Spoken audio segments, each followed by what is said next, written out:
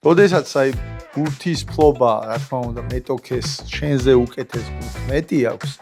ძალიან რთულია, რომ იქ შეცდომები არ დაუშვა და თვითონ გასვლას მე მაგალითად ამას არ ვეძახი, მე ამას ვეძახი აღალი ადგილებისთვის ბრძოლას. თან ეს მარტო საქართველოს არ ქონდა პრობლემა, ყველა გუნდს ქონდა აბსოლუტურად. მიუხედავად იმისა, რომ ბურთს ფლობდით, უფრო მეტი ჩვენ ნახევარზე იყო თამაში, ტერიტორია 54.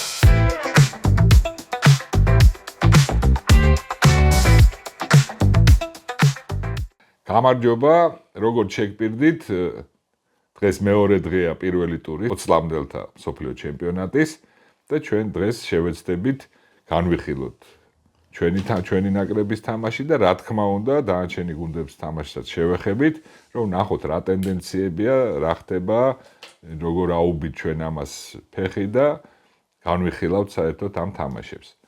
კიდევ ერთხელ მინდა მადლობა გადაუხადო იმათ, ვინც მცირეოდენი დონაცია გაიღო. თან მინდა ერთი რამე დავაზუსტო.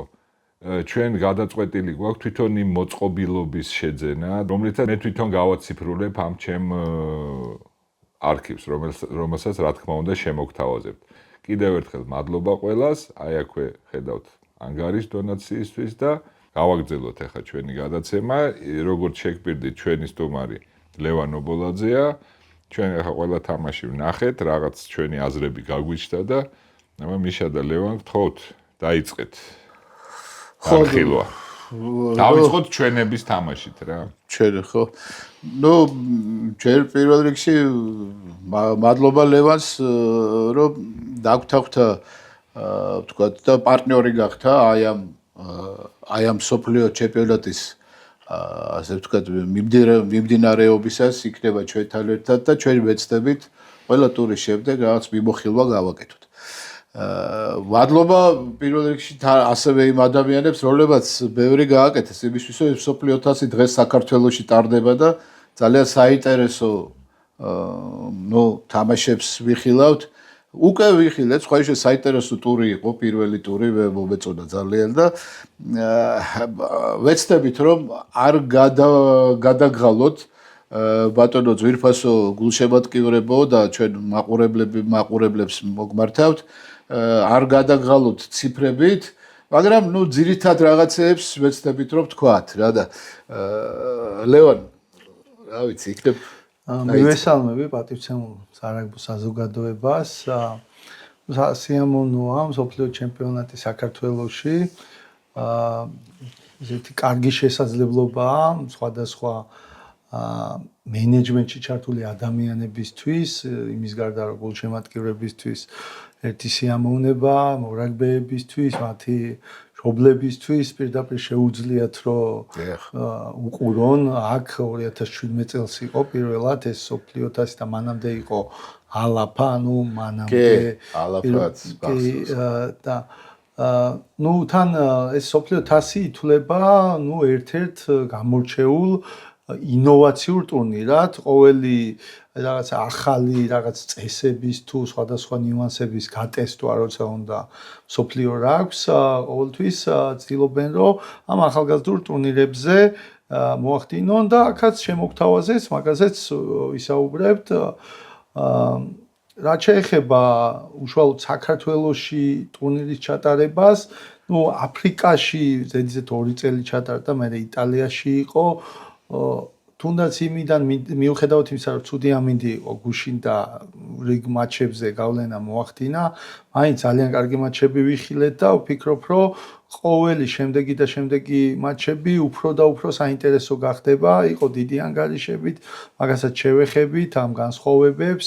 პირველ რიგში ცოტა ისაა, მაგრამ აუცილებლად უნდა შევაქოთ სოფლიო რაგბი, რომ 16 გუნდამდე გაზარდა სოფლიო თასი და მიუხედავად იმ დიდი განსხვავებისა, თუ რა აქვს განვითარება უნდა, აუცილებელია, რომ ეს მეორე ეშელონის ტიერ 2-ის ქვეყნებს ახალგაზრდებში კონდეს მეტი შესაძლებლობა.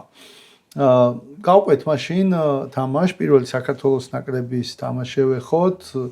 სამწუხაროდ დავმარცხდით, თან ძალიან პრინციპული თამაში იყო, მოგეხსენებათ 4 გუნდიანი ჯგუფებია და 2 გუნდი გადის შემდეგ ეტაპზე და პირველივე თამაში აი მეტნაკლებად ისეთი იყო, რომ ну ძალიან დიდი მნიშვნელობის იყო შემდეგ ეტაპზე აი ჯგუფიდან გასვლას, რასაც ვიძახით, ну შედეგის თვალსაზრისით, ну მანდამაინც ახალბიელო არ იყო პირველივე ტურში უელსთან თამაში, რადგან როგორც წესი ქართული გუნდები რაცა პირველი ორი თამაშის მერე ბევრად უკეთესები. თავარი ჩვენი მოწინააღმდეგე ითვლებოდა უელს. ესე მოდიოდა ერთს რა დავაზუსტებ ლევან რა ეს ახლა ჯგუფიდან გასვლას რატო ვეძახით ამას არ ვიცი რა იმიტომ რომ ფაქტიურად ადგილები თამაშდება ამ 16 გუნდში რა იქიდან გავამდა ყველა თანაბარი რაოდენობის თამაშს თამაშობს.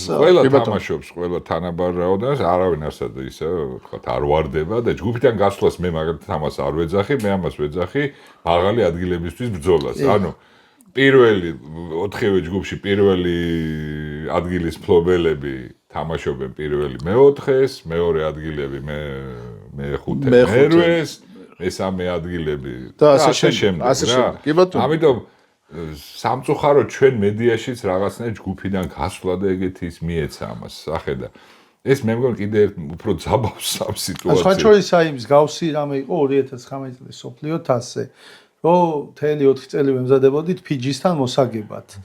და არა სათამაშოდ სოფლიო ჩემპიონატის და თამაში აშკარად ეთყობა ხოლმე, რომ ძალიან წნეხში ვარდებიან მორაგბეები, სამსვნელო სტაფი და შეიძლება რომ ცოტა მეტი თავისუფლება უფრო თამაშის განვითარებაზე გააკეთო აქცენტი, რაც უფრო მნიშვნელოვანია. მით უმეტეს აქ, როცა ფაქტიურად ეხლა ბევრი რო არ ვილაპარაკოთ და ეხლა ძალიან მიუხედავად იმისა, რომ წავაგეთ, ჩვენ ამ ჩემპიონატში ამ ტურნირში სტაბილურად გვიჭირავს ადგილი. ანუ გავარდნით ნამდვილად არ დავტოვებთ ამ ჩემპიონატს რა. ტოპ-10-ში ვართ. ხო, ტოპ-10-ში ვართ. ეხლა რა თქმა უნდა ჩვენი სურვილია რომ რაც შეიძლება ზემოთ ავიდეთ და შესაბამისად ამისთვის უნდა მოვემზადოთ ხოლმე რა და ნუ კაი დაუბრუნდეთ თამაშს.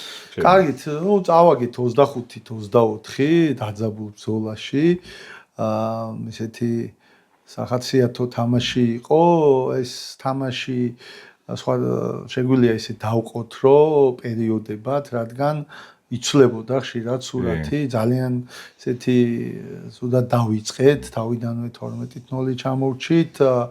მოდი ერთი რამე ვთქვათ თავიდანვე, რომ აი თვალში მოსახვედრი იყო, იმიტომ რომ რამოდენიმე თამაშის აყვანა მომიწია პირველ არხზე, რამოდენიმე თამაში კიდე უყურე. ну მომენტები აბსოლუტურად ყველა თამაშის ვნახე და თვალში მოსახვედრი არის ის წესი, რომელიც შეცვალა მსოფლიო რაგბმა. ანუ ბოჭვის მოკლედ სიმაღლე დაწიეს. ხო, არის დაწიეს. ასევე ძალიან დიდ ყურადღებას აქცევენ, რომ როდესაც დაბლა მუშაობდნენ გუნდები, ხშირად მუხლი ხდებოდათ მიწაზე, ისე დაბლა ჩადიოდა ესეც ჯარიმა და ამ მიმართულებით, რა თქმა უნდა პირველ რიგში უსაფრთხოება, სანახაობას უფრო ზრდის და ამაში, რა თქმა უნდა, ყველა გუნდს უწევს სხვადასხვა ტექნიკური უნარების შეცვლა. მაგალითად, ბოჭვაზე რო ავარჯიშებს, შეიძლება სხვადასხვა სკილსები სამუშაოებდი აქამდე. უშუალოდ აი ეს წესი რო იცვლება, სხვა ტიპის სკილსი. შესაბამისად უნდა შეცვალო. კი, ანუ და თვალში მოსახვედრი იყო აბსოლუტურად ყველა ნაკრებს ჰქონდა პრობლემა. და მთლიანი სტატისტიკა ამის არ აგვაქვს, მაგრამ საკმაოდ ბევრი ჯარიმა იყო მთლიან პირველ ტურში ამ მიმართულებით. ეგრეთ წოდებულ მაღალ ბოჭვაზე. მაღალ ბოჭვაზე და თან ისეთ გუნდებს სამხრეთ აფრიკას, იტალიას, შოტლანდიასთან ბევრი ჯარიმა მიიღო დასაწყისში, აი ამის გამო.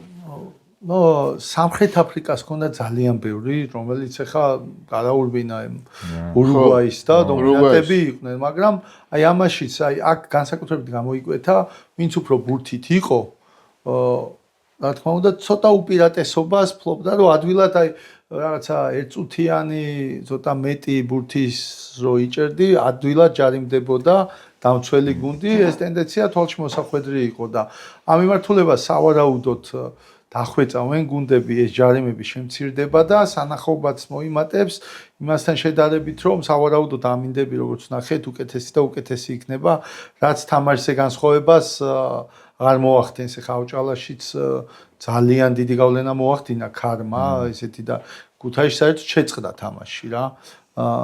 რაც შეეხება საქართველოს ნაკრებს, აქაც აი პირველი თვალში მოსახვედრი რაც იყო ჯარიმებში სხვაობა იყო ბიჭების კომენტარები იქაც მოусმინეთ თვითონვე აღნიშნეს 12-19-ზე იყო განსხვავება 19-ჯერ დავჯარიმდით 12-ჯერ დაჯარიმდა უელსი თან ეს 12 მინდა აღნიშნო იყო ბოლო 5 წუთი თამაშის ბოლო წუთამდე 12 არის მაგრამ 4-5 ჯარიმა მიიღეს მანამდე თუ არ ვწდები თუ 7 და აი ბოლოს 5 იმიტომ რომ აი ძალიან წნეხშის ქვეშ მოყვენ და იქ უკვე ბევრი ჯარიმა მოდი აი ჯერ ზედაპირულად ესე რომ მონაკვეთებად დავყოთ თამაში ну საწყისი ეტაპი იყო უელსის მოგვახვიეს თავის თამაში აკონტროლებდნენ ბურთს სივრცეებში ამოძრავებდნენ და 12-0 წინ გავიდნენ რაღაცა მომენტებში დავიჭირეთ მომენტუმი განსაკუთრებით ტაიმის ბოლოსკენ და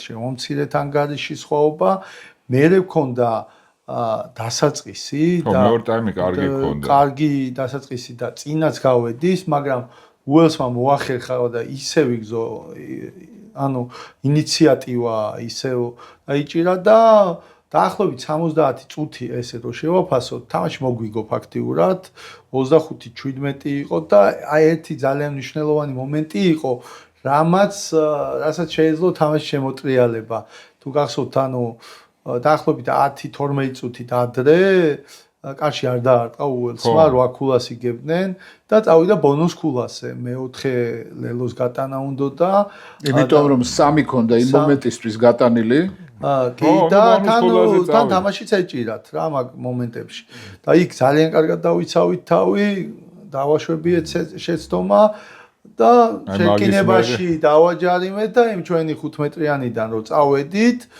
ბოლო 10 წუთის სტატისტიკა არის 1.99-ზე ბურთის ფლობა ანუ პროცენტულობა ну იქ აბსოლუტურად ყველანაირი სტატისტიკა დავანგრიეთ და იმ ემოციურობით ენერგიით რაც ბოლო წუთებზე მქონდა მთლიანად წნეხში მოვაქციეთ ესე იგი უელსის გუნდი და ну იქ რა თქმა უნდა საწყენი იყო მე უკვე რომ დავაგეთ მით უმეტეს ჩათვლის მოედანში ხო თან ამან ერთი ყვითლით გავუგდეს მე ერთი წითლით და 13 დარჩნენ და თან ძალიან ახლოს ვიყავით იქ რომ თუნდაც ერთი ჯარიმა ადვილად ჯარიმდებოდა უკვე უელსი ამ ხელაც 15-13-ზე და თუნდაც იმ შეიძლებოდა რომ ერთი ჯარიმა თუ შეიძლება ჩაგეჭრები რა თანდათან ნუ და ესე იგი ჩვენ გვექნება კიდე ნიუანსებზე საუბარი, მაგრამ აი ჩემი შეხედულებით, ხო, თქვა შეხედვით, იყო საუბარი თამაშამდე, რომ თქვა თავარი მწვრთნელი საუბრობდა იმაზე, მოთამაშეებიც ამბობდნენ, რომ ჩვენ უნდა ვაკონტროლოთ ჩვენი ემოციები.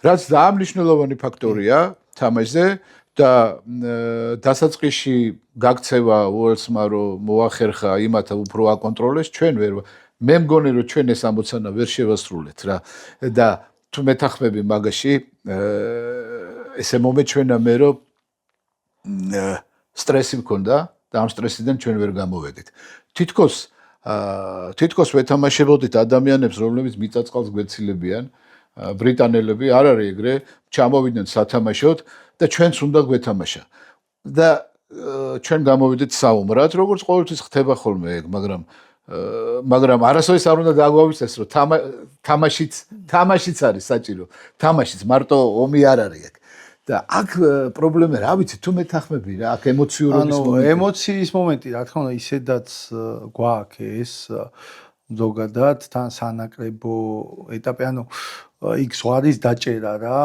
მოკლედ რომ ეს ემოცია რაში უნდა გამოიყო ანუ ეს მონდომება არ გადაგივიდეს აი ზედმეტ გამოვლინებაში თან აი ზელანდიასთან მოგებული ეს გასახურებელი თამაში და დისციპლინაზე არის არ ვიცი ჩემთვის ძალიან ისეთი იყო რა ეს ზელანდიასთან მოგებული თამაში გახურების აი ჩემთვის ძალიან ისეთი იყო რა რომ სხვათა შორის ზუსტად აი მესმის რომ დადებითი იყო ძალიან დიდი მუხტი იქნებოდა დადებითი მესმის რა ეხლა მართლა ზელანდიასთან იყო ძალიან თვითონ ერთი რამე თამაშიც კაიყო. თავდაჯერებულები ვიყავით და იქ საერთოდ არ იყო ისა, მაგრამ სტრესი არ მქონდა. კი, მაგრამ ამას ემატება ის, რომ ტურნირი არის საქართველოში, ქართველი მაყურებლის წინ და თან პირველივე თამაში აი რაც დავიწყე თავიდანვე ერთ-ერთი მნიშვნელოვანი იყო და აქ აშკარად ჩანდა რომ ემოციების მართვა გვიჭირდა და ნუ ეს 19 ჯარიმა იქ ბურთის რაღაცა მარტივ სიტუაციებში დაკარგვები იყო. მოდი გავყვეთ ჯარიმა და თანაც როდესაც გუნდის ერთ-ერთი ლიდერად ითვლება როგორც მე მახსოვს მე როგორც ხვდები რა ჩვენი ნახევარმცველი თავიდან ორჯერ ზედიზედ ჯარიმდება დასაწყისშივე 9 ნომერი აი ეს მომენტები მოქმედებს ძალიან მერე და უფრო მეტი იყო ემოცია ვიდრე აი ვერ ვაკონტროლეთ რა და რა თქმა უნდა ესეა ეხლა 19 ჯარიმა ამის პირდაპირი შედეგია რა ნუ მოდი ვთქვათ რა განსხვავებები მთლიანობაში ესე იგი ბურთის წაღება, რაც იზომება, თამაშის ერთ-ერთი მთავარი პრინციპი არის წინსვლა. ამ კომპონენტში 474 329-ზე იყო რა. საკმაოდ მეტრები 150 მეტრით ფაქტიურად წინ ვიყავით. ძალიან დიდი უპირატესობა გქონდა. ძალიან დიდი ეხა აი ამ დონის თანაბარი ყოველ შემთხვევაში არ ყოფილა. ბურთის წაღებით. ასევე ძალიან დიდი უპირატესობა გქონდა, ოღონდ იმდენად დიდი, რომ ეს ხშირად იწვევს ძალიან დიდ ცხოვობას ანგარიში, რა ისახება შერკინების მერე ვაჯარიმებდი და უჩი გადავქონდა, მოლს ძალიან უჭირდათ გაჩერება, ძალიან კარგი მოლი გქონდა. ლელოებიც გავიტანეთ, ხშირად ჯარიმით ჩაგვიქციეს, ბარათები მიიღეს, ტექნიკური დაუდეთ. ამაში დიდი სხვაობა იყო, მოლით მოგებული მანძილები დაახლოებით 50 მეტრამდე იყო. ამ მონაცემებს ვიღებთ არა სიტუაციაზე გუნდის მონაცემებიდან, საერთაშორისო რაგბი პასის, მსოფლიო რაგბის სტანდარტი რაც არის და როგორც იდება სტატისტიკა, აი ამ კომპონენტებში საკმაოდ დიდი სხვაობა იყო, რაც ერთ-ერთი ყველაზე მნიშვნელოვანია რაგბში. კონტაქტის არე მოვიგეთ, მოკლედ ბურთის მოპოვების წერტილები სადაც არის, იქ რაღაც 1-2 აუტი გაგვიფუშტა შერკინებაში, მაგრამ მთლიანობაში ბურთი გქონდა. ეხლა სად იყო ისეთი განსხვავებები, რამაც მთლიანობაში შედეგი სხვანაირად გამოიწვია, მაგრამ აქაც 4-3-ზე 4 ლელო დავდეთ, 3 მივიღეთ. 2 გარდასახვა გაგვიფუშტა, 1 შეიძლება რო გაგვეტანა, სხვანაირად მოხდებოდა. მაგრამ მთლიანობაში ესე იგი ბურთის ფლობაც 55-45-ზე იყო, უფრო მეტად ფლობდით ბურთს, მაგრამ აქ იყო განსხვავება. მეტად ბურთს ფლობდით, მაგრამ უელსი მაგალითად თავისი აი ბურთის ფლობა რაც იყო 78% მეტოქის ნახევარზე ფლობდა. ფეხით ძალიან კარგად თამაშობდა და თავის ნახევარზე უფრო აკურატულები იყვნენ. ეს მაჩვენებელი ჩვენ მქონდა 60% და ამ მთლიანობაში გამოიწვია, რომ მიუხედავად იმისა, რომ ბურთს ფლობდით, უფრო მეტი ჩვენ ნახევარზე იყო თამაში, ტერიტორია 54-46. ეს მაინც ციფრებია, მაგრამ ეს ციფრები მიიღება ფეხით თამაშზე, მაგალითად, რომელიც ვფიქრობ, რომ წავაგეთ, მოგვიგო უელსმა ჯერ იმიტომ, რომ ცოტათი მეტჯერ დაარტყა, ითამაშა ფეხით, 19 ჯერ ითამაშეს, ჩვენ 15 ჯერ და მანდა მაინც ისეთი აქაც ხარისხიანი თამაში ფეხით ვერ იყო.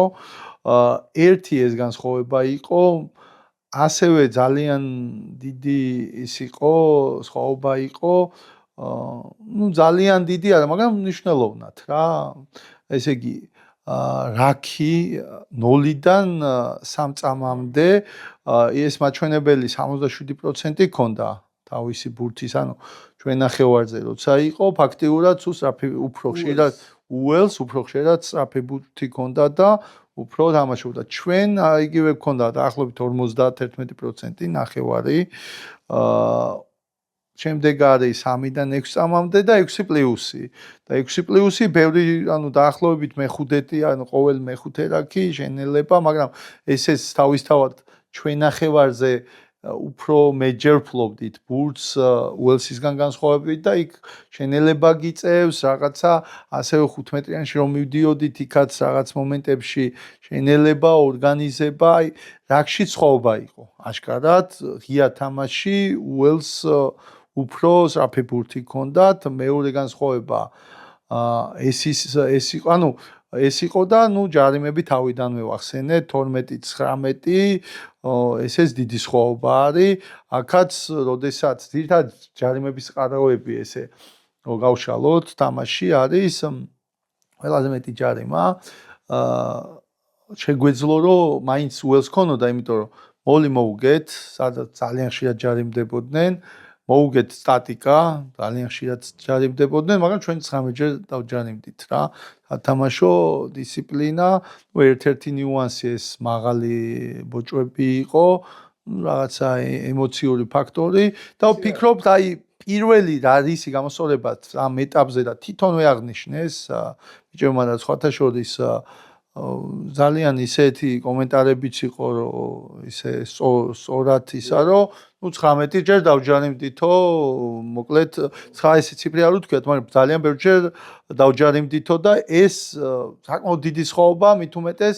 მეტნაკლებად თანაბარ თამაში მეტნაკლებად თანაბარ იმიტომ არ იყო რომ ფიქრობ უპირატესობა გქონდა მთლიანობაში მაგრამ კიდე შეიძლება რაღაცეები ვთქვათ ჩვენი სათამაშო სტილი უელსის სათამაშო სტილი კეთრად განსხვავდებოდა ეგ აღსანიშნავია და შეიძლება ამაში მე რაცა გუნდებთან შედარებები გავაკეთოთ მოკლედ აქეთკენ წავიდეთ მაგრამ ჩვენი თამაში რო არის შერკინებაზე მორგებული მოლზე მორგებული რაღაც მომენტებში გარეთად ვითამაშეთ და განსაკუთრებით ბოლო 10 წუთი ცოტა ემოციური შეტევები იყო მაგრამ იქაც დიდი უპირატესობა იყო და უკვე უჭირდა ჩვენი გაჩერება მაგრამ აი შეტკინების თამაში როდესაც და მოლი ეს შეგიძლია ამას ძალიან დიდი ენერგია უნდა პირველი ხუთეულს ფეხები ძალიან ეღლებათ და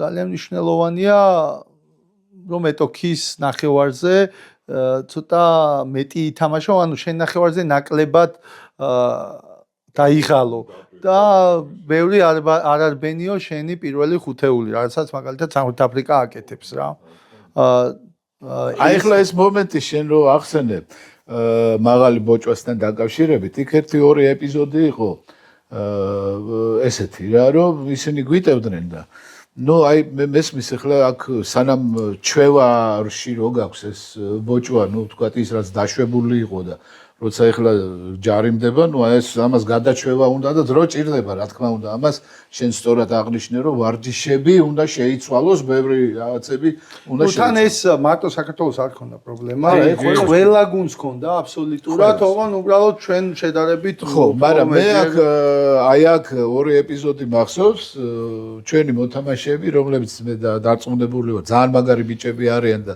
წინ წავლენ მაგრამ დაახლოებით 5 მეტრიანი დისტანცია იყო, ბურთიანი წამოვიდა და ჩვენი მოთამაშე უყურებს და პირდაპირ მოხდა მათ შორის კონტაქტი.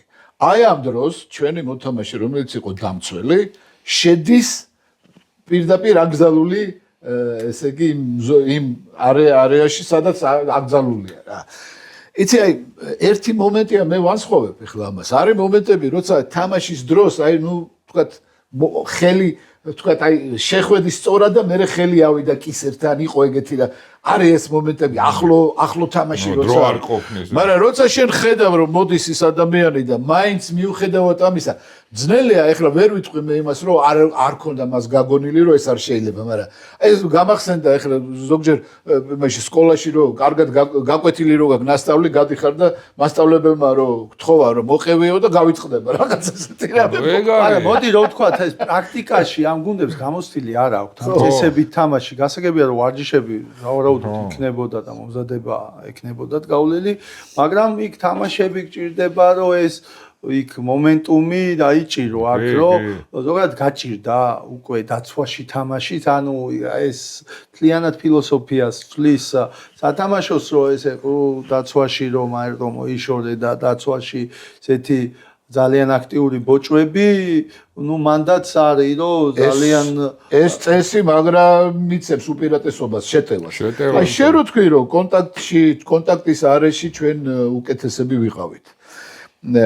თუ კონტაქტის არეში უკეთესები ვიყავით, მე როგორც ახსოვს შენ ახლა გთხოვ რომ ამიხსნა ეს რატო ვაგებდით პირველ კონტაქტს? რატომ იყო რომ ყველა კონტაქტის შემდეგ როცა უელსი გვიტევდა მიდიოდნენ წინ? ახერხებდნენ წინაფეხიდან როგორც ახლა ვამბობთ თამაშს. უელსი მაგას ახერხებდა სწრაფად ყველა კონტაქტის შემდეგ ისინი მიდიოდნენ. მე გამახსენდა სხვათა შორის ამერიკასთან პირველი ტაიმი რუსთავში. აი მაგას აი მარტივად იგივე სტატისტიკას მოვიყვან.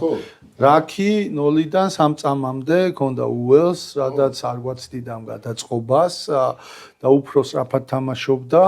ნუ აქედან 77% არის 0-დან 3 წამი ძალიან სწრაფი არის. რომ ორგანიზებულ დაცვასთან როდის გიწევს, რომ როდესაც სიტყვა შეგინელდება, გადაწყობილია და უკვე დაცვის ხაზი ძალიან სწრაფად ამოდის. რა თქმა უნდა, თუ გადაწყობას სწრაფად გაგაკ, იქ არა ორგანიზებულია, ნაკლებად ორგანიზებულია დაცვა. დაცვის ხაზის სიჩქარე ნაკლებია, იმიტომ რომ ვცდილობ, რომ ის სივრცეები შენიანს და ელოდო, უფრო შავი, თეთრი დაცვა არის, შავი უფრო ხშირად ხმარობთ, რომ აქტიური წინსვლა არის, თეთრი არის, რომ როდესაც ცოტა ტერიტორიას მობს, სივრცეებს იმიტომ რომ ნაკლები ხარ, ისყობრებად და დიდი სივრცეებია და იმ სივრცეების ჩაკეტვას ვცდილობ და აი ერთ-ერთი ნიუანსი ეს იყო, რომ უელსის ხშირ შემთხვევაში სწრაფმა რაკმა გამოიწვია, თორე პირდაპირ ესე შეჯახება კონტაქტში, ფიზიკურ ორთაბრძოლებში დავჩაგრეთ. იქნებ კონტაქტის ტექნიკა სხვა. კი, განსხვავებულია ვიდრე ჩვენი. კი, რა თქმა უნდა, ზაბასიზო უნარებში ხა წამყვანს პირველი ეგ არის განსხვავება.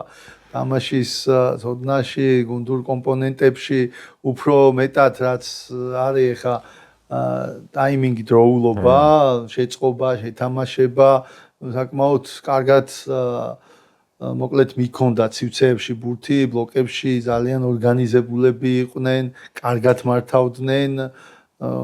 სხვათა შორის გამოსარჩევი იყო მათი შეტევაში არჩევანის რაოდენობა, სულ ზედმეტი პირველი ეშელონში, უკანა ეშელონში გაგრძელებები ოღონ ყველაფერს ქმნიდნენ ტაიმინგში რა, რაც ხანდახან გვიჭირს ხოლმე, ზოგი ადრე ჩარბი, ზოგი ეს ნიუანსები, რა თქმა უნდა, თამაშის გნობა უკეთესი აქვთ ჩვენზე, მით უმეტეს ბრიტანელებს. ну გამოვარჩიოთ ასევე ერთი, ну ტაბატაძე მინდა შევაქო, რომელმაც ყველაზე მეჯერს გაჭრა ხაზი, დაცვის დამარცხება, ესე defender beaten, ანუ როცა წინა ფეხზე წაიყვან გუნდს, მეტი ქონდა, მაგრამ ასევე სამჯერ გაჭრა ხაზი და ერთ-ერთი გამორჩეული გარემარბი იყო, ხა ზელანდიასთან ძალიან კარგად ითამაშა, წინა თამაშებშიც სულელოები დადო ამ ბიჭმა და ცოტა ისეთი არის განსხვავებული და მენტალურადაც უჭირავს თავი და ერთ-ერთი გამორჩეული იყო, რაც გარემარბებში არ ვყავს მანდა მაინც ისეთი ბევრი გამორჩეული და გამოსაყოფია ტაბატაძე, მართლა ძალიან კარგი იყო. ну შიოშვილი ერთ-ერთი საუკეთესო არის ზოგადად ამ წინა მსოფლიოზეც ჯამში უკვე თუ არ ვცდები 9 ლელო მოუგროვდა, მთლიანად 7 ქონდა წინა მსოფლიოზე, ეხა 2 გაიტანა. ერთ მსოფლიოზე 7 და 35 ქულა, მოკლედ თან აშკარად ეთყობოდა, რომ შიოშვილი კონტაქტის არეში ამ დონეზეც გამორჩეულია, იგივე ზელანდიასთანაც ნახეთ, სხვათა შორის ზელანდიის მასტერკლასზე ვიყავი და მაგაზე მე ვილაპარაკოთ. კიდე ანუ საინტერესო აქტივობები აქვს სოფლიო რაგბს, რაც ქვეყანაში უნდა დატოვოს, მოკლედ სოფლიო თასმა და ანუ ბევრი ილაპარაკა საქართველოზე და ანუ გამოარჩია ეს ბიჭი, მოკლედ მსგავსი ესეთი წამღებიო, ძალიან ისეთი კი და სხვათა შორის ძალიან პატივისცემა გამოიჩინა და ისეთი მოკლედ მოგვიგესო რა, ძალიან თამაში, გაუკვირდა ცოტა უკეთესად, ანუ ღია თამაშს ნაკლებად ველოდითო რა. ეგ გამოჩნდა ზელანდიასთან და მაგრამ აი ზელანდიასთან ვფიქრობ, რომ აი მენტალურად სოფლიოს ჩემპიონატის ნეყმა, მაინც ოფიციალურმა თამაშმა, იქონია დისციპლინაში. რა ვიცი, მე რამდენად ვიძახით უკვე ამას მიშა, რომ აღარ კმარა რა მწნელის ჩართვა თამაშის წინ და ეგრეთ წოდებული ახლა სლენგს ვიხმარ, ნასტროის დაამოყვა. ეს აღარ არის საკმარისი და რაღაცა სხვა მაგას უნდა პროფესიონალური მიდგომა რა. ნასტროიმ შეიძლება უარესი გააკეთოს. მე ესე ვფიქრობ, რომ ზოგადად აი ფილოსოფია ახლა ჩვენ ორიენტირებული კი შედეგი რაღაცა, მაგრამ თლიანად მიუყვებით იმას, ჩვენ სიძლიერეებზე აქცენტის გაკეთებას, მაგრამ რაღაცა ეტაპზე სადღა უნდა ვითამაშოთ. ლევან ნახე რა აი ახალგაზრდა მეტებში იქ და იქ მანდა მაინც შეიძლება რომ უფრო ჩაგრავ რა და ეროვნულის დონეზე უკვე ისე სტატიკა მოლში კონტაქტის არეში ამ ხელაგანსხვავებები ნამდვილად არ არის. ჩვენ ახლა ფიზიკურად ახლა ჩვენი ბიჭები ისეთი ბიჭები არიან. ნუ მარტო ამას არ ვიძახი ხარ ზოგადად 20-ლამდელებს. თლიანად ეს ხაზი გვაქვს აღებული ფილოსოფია რომ გობია რომ ალბათ აი ამ მიდგომები აქ შევცვალოთ რა. ერთი მომენტი არის კიდე რომელიც მე მინდა ვთქვა სანამ შენ კიდე გააგრძელებ. მე ეხლა ამ ემოციურობის საკითხი კი ვთქვი და ანუ რაღაცა სტრესი მქონდა, ნუ ეგ აშკარაა რა და ეს სტრესი მოგვეხსნა ჩვენ სამწუხაროდ ბოლო 10 თუ ბოლო 7 წუთი მაგრამ მანდაც იყო ემოციური შეტევები სადაც მოუგეთ რა ემოციური შეტევები მაგრამ ერთი რამ არის ხანდახან ქაოსური სიტუაციები მაგრამ აჩქარებული იყო რაც მთავარი იყო ძალიან ანუ სწრაფად ვცდილობდი შეიძლება ხანდახან არაორგანიზებული იყო მაგრამ იქ დავშალეთ ერთი მომენტი კი ბატონო და სწრაფი რა კი აჩქარებული როცა მე რა დავინახე რა რომ როცა ვთქვათ ორ გუნდს ადრე ერთმანეთს ხო ყველას თავისი რაღაც ძლიერი მხარეები აქვს მე დავინახე რომ იმ აჩქარებულ მომენტში ჩვენი ძლიერი მხარეები გამოჩნდა ჩვენ მოვახერხეთ ჩვენი ძლიერი მხარეების წინ წამოწევა როცა დავიწყეთ აი ეს აჩქარებული თამაში და ეგ გამოჩნდა სხვათა შორის All Blacks-თან აი საკონტროლო თამაშიც რა იქ სადაც ეს მოვახერხეთ ჩვენ და ჩვენ გუნდს ეხლა რო ავიღოთ ეხლა ეს ორი გუნდი უელსი და საქართველო რო ავიღოთ სათითაოდ რო ინდივიდუალურად რო ავიღოთ ჩვენ არ ჩამოვჭებით და მე მგონია ინდივიდუალურად და ზოგ პოზიციაში უკეთესებიც ავართ ჩვენნაირი ბიჭები შეიძლება იმათაც არ ყავ მაგრამ ეს ამის ნიველირება ხდება გუნდურობით მათ მოგვიგეს ჩვენ გუნდურობით აი ეს ჩემთვის თვალში საცემი იყო სამწუხაროდ ეს ამბავია ჯერჯერობით ეს ყველაფერი რასაც ჩვენ ყველა გადაცემაში ვყვებით და ვლაპარაკობთ განათლება თუ თამაშს ვერ კითხულობ რასაც მე ვეძახი განათლება თუ თამაშს ვერ კითხულობ მაშინ უბურთოდ ვერ მოძრაობს სწორად და უბურთოდ რომ ვერ მოძრაობს სწორად რიცხობრივ უპირატესობას ვერ ქმნი ეს არის მარტივი ფორმულა რა რომელსაც უნდა მივხვდეთ ჩვენ მაგას თუ ვერ წავიკითხეთ თამაში შესაბამისად სელექციაც უნდა იყოს შესაბამისი რა და მე მაგალითად სიმართლე გითხრა ძალიან გამიკვირდა რომ ჩვენს 10 ნომერს როცა სელექციაზე ჩამოვაგდე ლაპა ჩვენს ესე 30 კაციან ჯგუფში მხოლოდ ერთი 10 ნომერი მყოლია თურმე როგორც მე დავინახე ხო ის პატარა ის ბიჭიც პატარაა და ძალიან დიდი ალბათობა რომ მაგან სრული 80 წუთი ვერ ითამაშოს იმიტომ რომ ნუ კუნთის მასას 80 წუთი კი არა შეიძლება მთელ ტურნირში ვერ იმასაკმეს და თან ზუსტად იმ თამაშებში სადაც გადაწყვეტია თავი All Blacks ზელანდიასთან სხვათა შორის ძალიან გამორჩეული მატჩი ძალიან კარგი ბიჭი არის ძალიან ისეთი თამამად იყო და ის განსხვავებები ღია თამაში სწორედ მაშინ მე რა მაინტერესებს აი ხე შენ თავხედი სპორტულად თავხედი უტევს კარგი ბიჭია ყველა მხრივ და მონაცემი აქვს და ბათუმ აჭარიდან არის ბათუმის სკოლის აღზრდილი ხო და მე ხვამში არის 9 ნომერი ჩვენი თქვა ძირითადი 9 ვინც არის ჩვენ ნაკრებში All Blacks-თან მაგალითად 9 შეცვალა მაგრამ ჩვენი 9 და ჩვენი თქვა აი ამ ბიჭის 10 ნომრის პოზიცია დაიკავა დაფარა All Blacks-თან, მაგრამ მე ჩავთვალე საკონტროლო თამაშია და შეიძლება, მაგრამ როცა გუშინაც ოფიციალურ მატჩზე უელსთან იგივე მოხდა და ეს ძოძუაშვილი ხო თუ არ მეშლება ძოძუაშვილმა დაფარა ისევ 10 ნომერი და გაიყვანეს ალბათ იტკინა ამ ბიჭმა არ ვიცი ახლა მახარაძემ რაღაცა და დაფარა ეს 10 ნომერი მაშინ გამიშდა კითხვა რა ისე იგი გამოდის რომ ჩვენ 10 ნომრის შემცვლელი 1-10 ნომრით ვართ წარმოდგენილები აი ეს ამან ხო შეიძლება პრობლემა შეგვიქმნას არა როგორც ვიცი მგონი იყო ერთი რომელსაც შედარებით სირბილაძე თუ სირბილაძე მე როგორც ვიცი არ არის განაცხადში არა რამოდენიმე ტრამვირებული იყოს და ზოგადად ეხა 10 ნომრის 15 ნომრის მართვის დიდი არჩევანი არ აქვს საქართველოს ქართულ რაგბში 10 ნომრების შავლომში აფრიკელი ყავს ხო ძალიან კარგი ბიჭია ოჩაღი მაგრამ იქ სერიოზული პრობლემაა და წლების განმავლობაში კიდე ერთი ბიჭი იყო შავ ლომში ერთადერთი 10 ნომერი იყო ზოგადად ისე სელექციის ხრივაც რა თქმა უნდა საკვანძო პოზიცია არის 9-15 და არჩევანის რაოდენობა აუცილებელია მაგრამ იქ ოცებ შეიძლება ბოლო ეტაპზე ძალიან რთული იყოს რაღაცა ისეთი კვალიფიცირებული მოთამაშის რა ის ნიუანსები შეგნით ნამდვილად არ ვიცი ესე სელექციაზე ნამდვილად ხო ვილაპარაკე. მოდი ესე გავყვეთ ესე სოფლიოთას, მაგრამ 25-24 წავაგეთ, არ არის საგანგაშო. რა თქმა უნდა. გეთანხმები იმას, რომ 5 თამაში გვაქვს ჯამში და შეგვიძლია განმოვითარო, თან წავაგეთ 25-24 უელსთან. შეგვიძლია ვითამაშოთ. მოგება შეგვიძლია.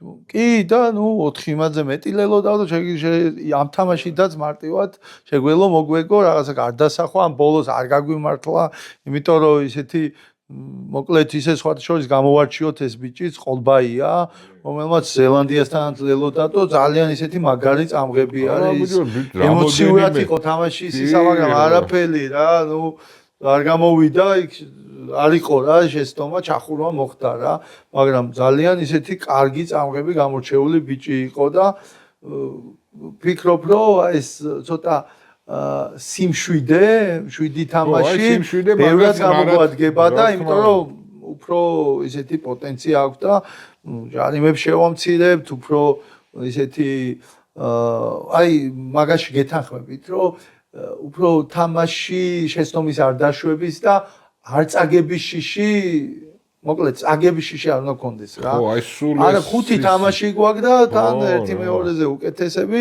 სიამოვნება მივიღოთ აქ უფრო მეტი გამოჩნდება და შეგვიძლია ამაშიც რომ კარგები ვიყოთ რა და წარმატებები იმას ეხლა მინდა რომ ზელანდია იაპონიას აი აფრიკასთან რო საუბრობდი მაპატია სანამ ზელანდიაზე გადახვალ როგორ ფიქრობ შენ თქვა ჩვენი დამცველები გარეთ მოთამაშეები ხო ხე შემდეგ თამაში აფრიკასთან ხო და აი პრევიუ ბოლოსკენ წავიყვანოთ კი ბატონო შემდეგ თქვათ ეგა კი კაი მოდი შედარების ნახეთ როდესაც აი ზელანდია იაპონია იყო და რა ვადევნებდი თვალყურს აი პირველი ნახევარი მაგალითად აი თვალში მოსახვედრი იყო ზელანდია იაპონიაში ერთი ჯარიმა იაპონიის ტაიმსში ერთადერთი ჯარიმა ძალიან ბევრს მოძრაობდნენ უბურთოდ ზელანდიელები. ეხლა დიდი სხვაობა იყო იქაც 400-100 ბურთის აი კონტაქტში მეტრის აღებებში. ფიზიკურ მონაცემებში. პირველ ნახე თავიდან ბურთის ფლობა მეტი ქონდა იაპონიას, ცდილობდა მე რაღაც მომენტი დაუჭირა იქაც სხვათა შორის მაგთა დაჩაგრა სტატიკაში თავიდან იაპონიამ მოლშიც რაღაც წვალობდნენ, რამოდენიმეჯერ დააჯარიმეს და იქ რაღაც ორიგინალური ლიფტინგი შუა თამაში რომ გააკეთეს ჯარიმიდან და როგორც კი ერთი მოთამაშე გაუსიბინეს, იქ უკვე დაიმორჩა 21-21 და თვალში მოსახვედრი რაც იყო რომ რის თქმა მინდა შენზე ბევრად ძლიერ გუნდს როდესაც ეთამაშები ძალიან მნიშვნელოვანია რომ უფრო მეტი გეჭიროს ბურთი რადგან რაც უფრო დიდი ხანი ხარ დაცვაში, რა თქმა უნდა, შენზე უკეთესები არიან ფიზიკურად, სარაგბო განათლებით, სიჩქარეებში და უფრო მეტ შესაძლებლობას ადგენს. მაგრამ გეჭიროს ბურთი არ ნიშნავს, რომ რაკი კონდეს 6-წამიანი, რაც უფრო დიდხანს გაგბურთი რაკში, უფრო ეს არ ნიშნავს, რომ შენ ბურთს აკონტროლებ. თითქმის თანაბარი იყო ამ ეს კომპონენტი იაპონელების 0-დან 3 წამამდე. საკმაოდ დიდი დრო ეჭირათ და ბურთი ეჭირათ ძალიან თამაში. სივრცეებში უბრალოდ უბურთოთ საკმაოდ ბევრი შრომა ჭირდებოდათ. რაც 21 ტაიმი იმუშავეს, ეს 21 იყო, მაგრამ მეორე ტაიმში უკვე თან ძალიან ძიმე იყო მოედანი, რადგან წვიმდა და განსაკუთრებულად რთული იყო, იმიტომ რომ ხშირად ეს კონტაქტი უწევდათ. სხვა შორის 7 ჯერ დაჯანიმდა ზელანდია პირველ ნახევარში, რაც ბევრია. და მეორე ტაიმის დაახლოებით 50 წუთიდან უკვე აი ეს უბურთოდ გადაადგილება თლად ისეთი უკეთესი აღარ ქონდა, დაიღალა იაპონია და აქ 15 წუთი დაუჭირა ზელანდია, მიაყარა ეგრევე ლელოები და აქ როდესაც აი ბურთის ფლობა, რა თქმა უნდა, მეტოქეს შენზე უკეთეს გუნდს მეტი აქვს. ძალიან რთულია, რომ იქ შეცდომები არ დაუშვა და თან წესებიც იქითკენ მიდის და იცვლება, რომ მოკლედ ესე რომ ვთქვა, დღევანდელ რაგბში, აფრიკა ცოტა სხვა ფილოსოფიაა, ესე ვთქვათ, მაგრამ შეტევა უგებს დაცვას. ესე არის რა. და ამაში კარგად გამოჩნდა რა, მოკლედ ეს განსხვავება პირველი ნახევარი, მეორე ნახევარი და იაპონიისგან ამდენს არ ველოდი, რადგან იაპონელები მუდმივად, როგორც საქართველოს ნაკრები, რომ მუდმივად ბოლო 10 წელია აქ ვართ და ამ ეტაპზე თან ძალიან რთულ პერიოდებში ვახერხებდით ადგილის შენარჩუნებას, შევაქოთ ძნელებიც, ვინც ახლა არ არიან საკმაოდ დიდი შრომა გასიეს.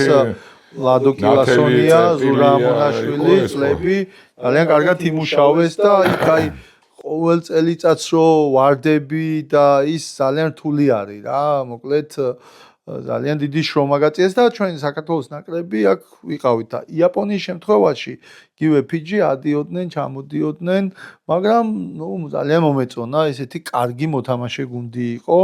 სხვადასხვა თამაშებსაც მოდი შევეხოთ. ინგლისი, ირლანდია მაგალითად ერთ-ერთი გამორჩეული მატჩი იყო და საერთოდ სხვა ესეთი დონის კი და მაგის გარდა უნდა უნიშნოთ იტალია, შოტლანდია, რომელიც ალბათ ტურის საუკეთესო მატჩი იყო და შოტლანდიელებს ალბათ ესეთი კარგი გუნდი, კარგად მოთამაშე ბოლო წლები არ ყოლია, იმიტომ რომ შოტლანდიაც რამოდენიმე წელი ვერ ამოდიოდა 20-მდე, ანუ ზედა იმაში, მე შარშან უკვე მოიპოვეს სპორტულათაც, მაგრამ ისე რამოდენიმე წელი ალაფაზე ასპარეზობდა, იქ აგებდნენ, მე იტალია. ისა, შოტლანდია. იტალია მუდმივად იქ იყო. ხო. და მე ნენელა, ანუ კიდე ისეთი განსხვავებები იყო, რომ მაგალითად ფიჯის დიდი ანგარიშის წაგება, ამერიკა პირველად იყო თავარ სოფლიოზე, ესპანეთის დიდი სხვაობა, ურუგვაის დიდი სხვაობა და ცოტა მეტოქეებში არ გაუმართლა. ურუგვაის დიდი აღარ ეჭვის მაგას ხელი. კი, მაგრამ მაინც აუცილებელია, რომ ეს 16 გუნდი იყოს, იმიტომ რომ თავარი სად არის განსხვავება სიჩქარეში. ანუ ძალიან დიდი სხვაობა იყო აი ტემპის აყოლაში, რასაც გამორიცხულია დაბალ დონეზე, როდესაც ერთმანეთს ეთამაშები, ვერაფერს და არაუშავს ეგეთი დიდი ანგარიშები, იმიტომ რომ მეორე მესამე წელს მგონია რომ შეიძლება იმან ვერ მოუგოს, მაგრამ აუცილებლად პროგრესი ექნება. ხო, ეს კონსერვატიული მიდგომა რომ შეცვალა World Rugby მე ძალიან კარგია და კარგად ჩანს ზუსტად სადაც როგორი ამეცი შანსი მიეცა ესეთ მეორე ტიერ 2 ქვეყნებს რომ მართლა აქ მაინც ესეთ დონეზე ითამაშოს ესეთ ნაკრებებს თუ იქაც ისეთი ტურნირები რაც გააკეთეს ახლა ისიც მე მგონია რომ არ არის ცუდი, ძალიან კარგია, იმიტომ რომ აი უბრალოდ თუ დაფიქრდები და დღევანდელ დღეზე არ იფიქრებ რომ არ იქა დღეს მინდა მე ყველაფერი და აი მეთოდურად მიუდგები ამ ამბავს მართლა იმ 30 წელში 4 გუნდის სასტუმრო არის რეალურად რაც ზედმეტად უждდება იმას სოფლიო რა აქვს ხო მაგრამ რომელიც არაფერი არ არის და ხო და მაგითო ვიძახი რომ ეს 20 წლიანები ნაღდად გაძლევს ესეთ საშუალებას ეხლა ჩვენ უკვე ავწვით მაგდონის რა ეხლა ჩვენ დარწმუნებული ვარ სტაბილურად კაიხანს ამაზე აშკარად ერთი თავი წინ ვარ. იმ დანარჩენებზე წინ ვართ რა. ეხლა ეს უბრალოდ ამის ტრანსფორმაცია უნდა მოხდეს ოღონდ დღეს არა. ხვალ და ზეგ უნდა მოხდეს დიდ ნაკრებში რა. რომ თუნდაც აი იმ ტურნირებზე, თუნდაც ისე ურუგვაითან იმასთან სათამაშოთ, რა თქმა უნდა ჩვენ კი ვთვლით, რომ ეს ჩვენი დონე არ არის, მაგრამ ეს მეთოდურად თუ არ ვიმუშავებთ, იმიტომ წლებია 10 ნომერი არ აქვს, 15-ია და ასე შემდეგ რა. ხო ხედავთ რომ დეფიციტია რა და ამას დრო უნდა რომ შეივსოს რა.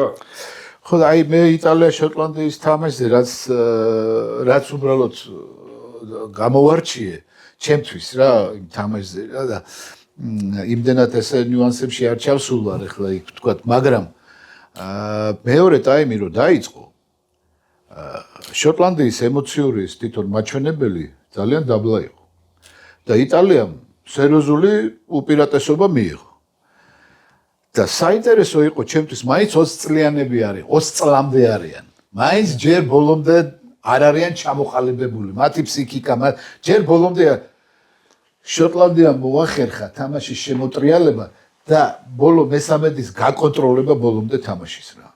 აი ჩემთვის მაგალითად ეს ჩვენ სამწუხაროდ ჯერჯერობით ჩვენი ემოციები გაცილებით წინ არის ვიდრე შოტლანდიამ სავარაუდოდ არა აუცილებელი სათქმელია რომ შეცვალა ბოლო წლებში თუნდაც 18 წლამდელების ეხა იქაც მოგვიგო შოტლანდიამ აშკარად განსხვავება იყო წინა წლებთან შედარებით სადაც საკმაოდ უჭირდა 18-ებში 20-ებში პორტუგალია მოუგო კი და ეხლა დიდი სხვაობა არის ანუ რაღაც შეცვალეს მიდგომები და 18-ებით ძალიან კარგი გუნდი ყავდათ 20-ებით ძალიან კარგი გუნდი ყავთ და ფიქრობ რომ გვაჩვენებს რომ შემდეგ თამაშებზე რეალურად რა გუნდები არიან და ბარემ იმასაც შევეხები რომ ეს გუნდები რომლებიც სუსტად გამოიყურებოდნენ და დიდი ანგარიში წააგეს ალბათ პირველი ორი თამაშის მერე გამოჩნდება ამათი პროგრესი როდესაც შედარებით თანაბარი ძალის გუნდები ერთმანეთს დაუწყვილდებიან და მაგიტომაც არის ეს ფორმატი ძალიან კარგი რომ აბსოლუტურად ყველა გუნდი ხუთს თამაშობს ხო რა თქმა უნდა ეხა იმის გარდა ლევა რასაც შენი ამბობ რომ ეს რამოდენი ბოლო თამაშებში 2 და 3 წლის მერე კიდევ უფრო დიდი შედეგი ექნება თუნდაც აგერ შოტლანდია ხა ვიცით რომ 6 ერზეც ეხა შოტლანდია ერთ-ერთი კი რაღაც წლებს გაიმას იზავს ხოლმე გაიბწყინდება იქ რაღაცას მოიგებს იმას მაგარ თამაშებს თამაშობს მაგრამ ძირითადად ეხა იმათ არ ითვლება რა ფავორიტად ხო იმაში ევროპაში შოტლანდია მაგრამ აი ახლა თუნდაც ამ ახალგაზრდებში ჩანს რომ ცოტა რაღაც ფუნდამენტალურად დაიწყეს და რამოდენიმე წლის იქით იყურებია რა ხო ეგ არის რა ერთ-ერთი გამორჩეული თამაში აი სადა 10-იდან მოდი აი ეს ქართული მასაც მივაქციოთ ყურადღება ერთი დეტალი და სხვათა შორის ჩვენი კლუბის ინიციატივა იყო რამოდენიმე კლუბთან ერთად შეთანხმებული აი ესეთი ისა თუ დააკვირდით რომ ეროვნულ ნაკრებში 18-ებში 20-ებში სადაც აი ოფიციალური მოკლედ განაცხადები იწერება აი ესეთი მაგალითი ქონდა ფიჯელებს ქონდათ საიდანაც ავსტრალია ზელანდიაშიც რიგ მომენტებში იყო ძალიან მნიშვნელოვანია მშობლიური კლუბის სტატუსი და გამგეობა მიიღო მოკლედ ინიციატივა რაღაცებს არ მოეწონათ მაგრამ აუცილებელია რომ ის პატარ-პატარა ძალიან ბევრი კლუბი საიდანაც რეალურად ყოველთვის იყოს ნახსენები ანუ ესეთი ისა რომ პირველი ამსდელი კლუბი და შემდეგი მოქმედი ვინც თამაშობს და აქ გამოიკვეთა სიტუაცია ხაშური ბაღდათი, ჩოხატაური, ფოთი, ჩაქვი, ის და უამრავი კლუბი გამოჩნდა და აი მსგავს პროგრამებზე უნდა ვიფიქროთ და მსგავს კონკურენციაზე, რომ რაც შეიძლება დიდი რაოდენობის პატარ-პატარა კლუბებმა შეძლონ ფუნქციონირება და არ იყოს მონოპოლია, რომელიც მაგიტომ არის იქნება 1-9, 1-10 და მსგავსი რაღაცები, თუნდაც იქ მუნიციპალიტეტებშიც არის რომ ტყილა არ ხარჯავს იქ ფულს რომ რა თქმა უნდა კაცო რაღაცაებრივი რამე არა ეხა იქ რაც არ უნდა ჩვენ ახლა ამაზე არ ვარ, ეს კუთხურობის თან კაი გაგებით კუთხურობის ამბავი ძალიან მაგარია, იმიტომ ყველას მეც არ ვიცოდი ხა ჩოხატაურიდან რამოდენიმე მორაგბე კარგია ბარდათიდან იყო ხაშურიდან რაღაცა და ეს სულთა ისეთივე პატრიოტული მომენტია, როგორც ახლა ქართველებს რაღაცები რომ ნუ საბოლოოდ ეწერა რომ ერთი კლუბიდან იყო ამდენი და იმათი პირველი ეს არის რაგბში ანუ მოზიდვა და შეყვარება რომ რაგბში დარჩეს. ესე იგი ის პატარა კლუბებიც საქმეს აკეთებენ. რა თქმა უნდა, მაგას აკეთებენ ახლა ჩვენი ბოლო პოდკასტით ვინც ნახა, აი ნუგრიანში რო ვიყავით, ახლა აი თითქოს ახლა რა უნდა იყოს, მაგრამ ხო ესე რომ შეხედო, ახლა დიდი რაგბის თვალსაზრისით, მაგრამ ერთი 100 ბავშვი ჭკუაზე არ არიან, ისე დღეში არიან, სადღაც მოედანი იქ არ არის, არაფერი არ არის ნორმალური და ვაგერ ნუ განსაკუთრებული ფიზიკური უნარების ხო არის რა მოთამაშეები არიან და საქართველოში განსხვავებული ადამიანები არიან სხვადასხვა კუთხეში და განსხვავებული უნარების მქონე მოთამაშეები κτეიან სხვა განსხვავებებს. აი ვერხობის ინიციატივა მაგ თვალსაზრისით იყო ძალიან კარგი. ფაქტიურად ეხა მაგათ თავისი არეალი, ანუ ფარმ კლუბები ფაქტურად ესე გამოდის რა. ან ორივეს აწყობს ეს თანამშრომლობა, ბევრს არაფერს არ ითხოვენ ისინიც, თქვათ აქეთ ამხარე, ესენიც უკვე ანუ ვებხვები უკვე რაღაცას თავაზობენ და პერსპექტივა იმ ადამიანებისთვის, ვისაც მართლა უნდა მე რეგჩარ და ასე შემდეგ. მოკლედ კიდევ ვიძახი რომ ეს არის დღევანდელზე ფიქრი კი არა, აი ზეგინდელზე ფიქრი არის აუცილებელი და მოგცემს ამის შედეგს და ნუ ჩქარობთ კაცო, როგორც თამაშზე არ შეიძლება სიჩქარე რო არ იქა ეხა უნდა დავდო მაინც და მაინც. და სიჩქარეს რას გულისხმობ? სიჩქარეში რას გულისხმობ? აი დღეს გვინდა, ჩვენ გვინდა დღეს შედეგი, დღეს. ამ დროს არ ხდება ეგრე, არა ვარ ჩვენ ეხლა მანდ რა და რეალურად კაი, მოდი ეხლა ნელ-ნელა ბოლოსკენ წავიდეთ, არ მოვაბეზროთ თავი მაყურებელს. რა გველის ეხლა ჩვენ სკაის შემდეგი მეტოქე, ნუ შემდეგი მეტოქე. სამხრეთ აფრიკა, ნუ მსოფლიოს საუკეთესო გუნდი, მოკლედ მაგ თამაშს უყურე თავიდან ბოლომდე. ძალიან გულშემატკივრობდი ურუგვაის ლელოს რო ერთი მაინც დაედო და დადეს ბოლო დრო გასულზე. ნუ ძალიან დიდი სხვაობა იყო, პირდაპირ ურუგვაი არა იყო მოკლედ ამათან თამაში ალბათ რამოდენიმე გუნდთან რო კონდეს ნუ არ შეიძლება მაგრამ ერთი თამაში უნდა გაუძლონ იმიტომ რომ შემდეგ ეხა უელსთან ამ ხელა სხვაობა არ ექნებათ იმიტომ რომ თან უელსიც ვიღაცებს დაასვენებს რაღაცა და უფრო უკეთესი ბევრი კაი მომენტი ექნება ეხა რა შეიძლება ვთქვათ სამხრეთ აფრიკაზე ჩვენების თამაშიდან გამომდინარე ჩვენ შეგვიძლია მიუხედავად აი ჩვენი სტრატეგიულად ძლიერი მხარეები რაც არის ამაში სამხრეთ აფრიკელები არიან მსოფლიოში საუკეთესოები მაგრამ მაინც შეგვიძლია რომ აქ ვიჭიდაოთ სამხრეთ აფრიკასთან ოღონდ უნდა ვეცადოთ რომ ცოტა მეჯერ კონდეს ბურთი რადგან ძალიან ხშირად ჯარიმდებოდნენ თუნდაც ურუგვაისთანაც წესების ცვლილებამ, იმიტომ რომ ძალიან აქტიურები არიან და ხისტები დაცვაში და მანდაც სერიოზული პრობლემა ჰქონდათ. ისინი არ შეგვიცვლიან, იმას ეცდებიან რომ აქ მოგვიგონ. ხო არის რომ აი მაგალითად ზელანდიას მოუგე და ეცდება იქ და სამხრეთ აფრიკელებს ჩვევიათ რომ იქ ბოლომდე და გარკვეულწილად საინტერესო იქნება ამ კომპონენტთან სამჯერ ვითამაშეს მართალია სამივეჯერ მოგვიგეს თან ისეთი დიდი სხვაობა იყო მაგრამ იქ კონდა რაღაც აი ამ კომპონენტში ორთაბრძოლაში რაშიც ეხა იმათ ურუგვაის თამაში აღარ უნდა და ნუ ამაში ჩვენ შეგვიძლია რომ ცოტა კი არა ვატკინოთ მოკლედ კარგად მოკლედ ისინიც ომობენ მაგრამ განსხვავება ისაა რომ სივრცეებში დაცვის ხაზმა სწრაფად უნდა აწიოს ხაზი შენია ნახეთ ანუ განსაკუთრებით აი რასაც უყურებდი მოდიან 1-2 პასიანი თამაში რომ თლიანად პირველი შეტევა განსაკუთრებით რომ გადალახონ უპირატესობას და ყველა ჩაერთოს თამაში და მე ნუ ცდილობენ რომ კიდიდან ის ამ პირველი სამეულიდან უფრო პლუსი ითამაშონ და ცენტრში დაარტყან და 8 მოთამაშეს გიჭრიან თავისუფლად და მე უკვე სწრაფი გარემარბები რჩებიან და ამას აკეთებდნენ თლიანად თელ თამაში, რომ ჯერ დაგჩეჩქონ აქ ერთი ის ურტყან, შემდეგ უკვე მარტივად მოჭრან, დაახლოებით 8 მოთამაშე და გარეთ უკვე სივრცეებში აი ძალიან დიდი მნიშვნელობა ექნება ამდენად მოახერხებთ და რაკსაც შეუნელებთ რა.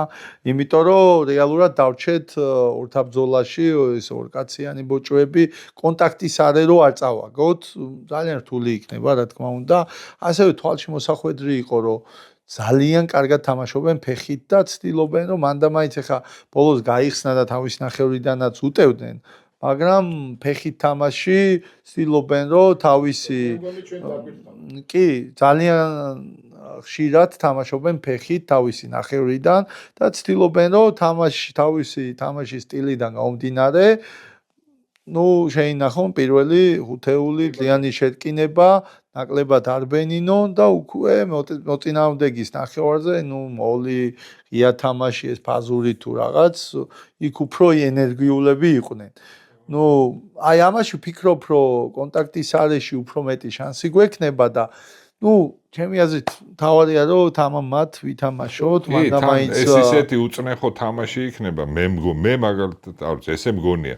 მით უმეტეს შემდეგი თამაში უკვე გარკვეულია როგორი მეტოქეს ყავს და რა თქმა უნდა ესე იმით არ უნდა გახვიდე რომ არ იქა ამათ ახლა ჩვენ შევჭამთ, მაგრამ ბევრად მარტივი თამაში იქნება ვიდრე უელსთან და აფრიკასთან და ამით უკვე ჩამოყალიბდება სად ვითამაშებ და თან საქართველოს ეხა მიიღო 2 ქულა. ხო. აი ბონუსი ავიღე და ჯერ კიდე არ არის გარკვეული, ანუ ჩვენი მოწინააღმდეგეები ჯერ კიდე არ არის გარკვეული, ამიტომ ჩვენ ჯერ მაგაზე არ ვლაპარაკობთ, შემდეგ ტურში უკვე კარგად გამოჩნდება ყველა. ის არის მეც მინდა დავამატო, რომ ჩვენ კარგი გუნდი გვყავს. კი. ეხლა აი ეს ლეგიონერებიც რომ დაემატნენ და მთლიანად გუნდი რომ ნახეთ, ჩვენ კარგი გუნდი გვყავს და ჩვენ გუნდს შეუძლია სიურპრიზების განსაკუთრებით ასევე მეორე ხაზელების ბარამია ძალიან მაგარი ბიჭია, ჩხორთოლიანი დიდი ბიჭები არიან. იშვიათად არის რა, წინაწლების ამოდენიმეჯერ იყო რომ დიდი ბიჭები რა მეორე ხაზელი რომ მეორე ხაზელს გავს რა, ეს სტანდარტებითაც კარგები არიან და ცენტრი დიდია ბარბაკაძე მოკლედ ძალიან დიდი ბიჭი, ძლიერი ბიჭები არიან, ძალიან ძლიერი და ეს რატომღაც აი მე ოლბლექსის თამაში რომ მახსენდება, იქ ჩვენ ეს ბიჭები კარგად დავტვირთეთ თავიდან. ცენტრი ჩვენი. მაგრამ აქ არ ვიცი ერთი რაც ნამდვილად უკვე ჩანს რომ რიდი არა გვაქვს რა მოწინააღმდეგის არა აფრიკას ვეთამაშებთ თუ ზელანდიას მენტალურად ყველთ ეს საკუთარი მოედანი ემოცია ის რასაც მე ვიძახი რომ ეს ამაში რომ აფრიკასთან მოგებას ველოდები არა მოგებას მოდი დავანებოთ თავი კარგი თამაში ველოდები და რა მოხდება კაცმა არ იცის ხო რა რომ ჩვენ იმაზე ვსაუბრობთ ზიანი თამაში სად უნდა ასაღები, იმიტომ რომ რეალურად იქ ვცდილობთ ჩვენს კონტაქტის მოგებას, რაღაცა და ისე არ იქნება, როგორც მაგალითად იტალიას რასაც უზავს აფრიკა და რაღაც გუნდებს, იქ ჩვენ მაგაში გამორჩეულები ვართ რა. ხო და მე მგონი საერთოდ ეხლა ეს თამაში ამაზე ძლიერ მეტოქეს მე სიმართლე გითხრა აქ ვერ ვხედავ და ამაზე ძლიერ მეტოქე ჩვენ არ შევხვდება.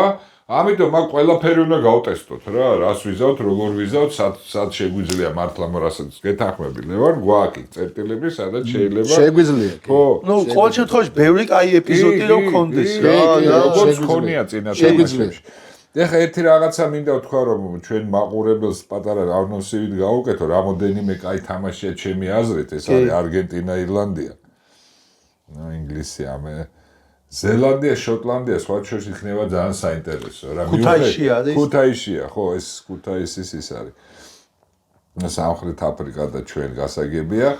და ბოლო თამაშია საქართველოს სამხრეთ აფრიკა და ვფიქრობ კარგია რომ მაინც წინა თამაშზე საქართველოს მერე მიდიან რა და მანამდე მთელი დღე შეგიძლია რომ იქ და იტალია, იაპონიაც არ უნდა იყოს ცუდი თამაში რა, იმიტომ რომ აქ ფაქტიურად ეხა ამ ერთ-ერთში გამოჩნდება ჩვენი შემდეგი მეტოქე რა, ან ზემოთ ან ქვემოთ, ეგ უკვე ცალკე ვილაპარაკოთ, მაგრამ ძალიან საინტერესო თამაშია, იმიტომ რომ ორივე იაპონია არის, ნუ აი როგორც ჩემთვის იაპონია ყოველთვის არის, აი რავი, ძალიან.